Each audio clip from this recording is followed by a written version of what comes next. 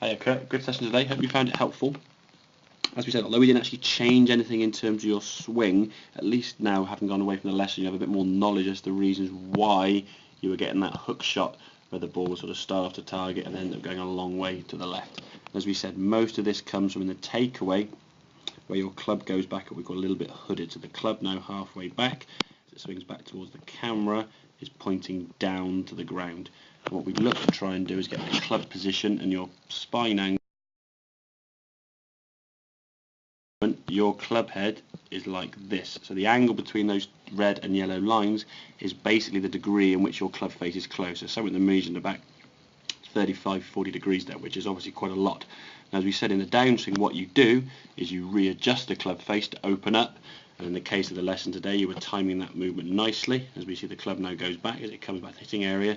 It's a nice shot, the ball flies to target, and we make a nice full shoulder turn right the way through, hitting the ball straight.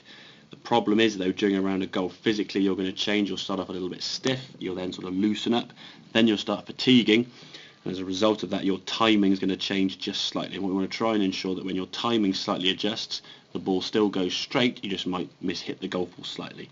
We can't be reliant too much on timing to hit the golf ball straight. But if you've got two things in your swing, one that's closing the club face, as we said, taking the golf club back in this sort of hooded fashion, as we can see here, now the club pointing down, and then the downswing and opening of that club face to get the golf club back to the ball square.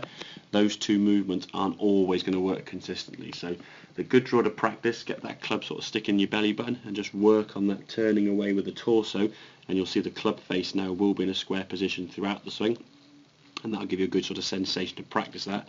The other, as we said, just practice for say a couple of minutes a day, twice a day, in front of the mirror brushing your teeth. Just get that left foot fixed and just rotate that right hip, right knee, right foot, just to increase that range of motion. I'm sure with a bit of practice over the next couple of weeks you'll find that a lot more natural, and when you make the movement now, when you fully rotate to target, with the shoulders, as we can see, fully rotated this way, the hips are sort of hanging back a little bit, and that right foot is flat, so therefore now your spine is going to be a little bit sort of twisting in this fashion, not in the straight up position we want to try and get, and that's going to put a lot of pressure now towards the lower part of your back. So you work on that fixed position, keep twisting your body to get that movement more comfortable.